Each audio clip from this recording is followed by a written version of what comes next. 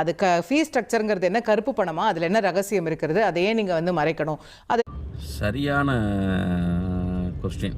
நீதிமன்றம் அருமையான கொஸ்டின் கொடுத்துருக்குது. கருப்பு பணம் இல்லைல்ல, அது நீங்கள் அஃபிஷியலாக தானே வாங்குறீங்க, வெளியாக்குங்க. அப்போ தானே தெரியும் யார் யார் வந்து எவ்வளோ ஆயிரம் எத்தனை லட்சம் வாங்குறீங்கன்ட்டு. கவர்மெண்ட்டை நீங்கள் எல்லா உதவியும் கேட்குறீங்கல்ல, எனக்கு அது செய்யுங்க இது செய்யுங்கன்னு உங்களுக்கு ஒரு சப்சிடியும் கொடுக்குறாங்கல்ல.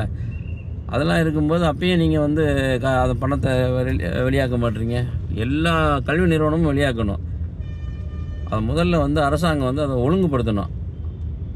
எல்லாருக்கும் இவ்வளோதான் ஒரு ஃபிக்ஸ் பண்ணுங்கள். ஃபிக்ஸ் பண்ணால் மட்டும்தான். ஏன்னா உங்களுக்கு வந்து ஒரு மாணவர்கள் மத்தியில் வந்து ஏற்றத்தாழ்வு அதிகமாகுது.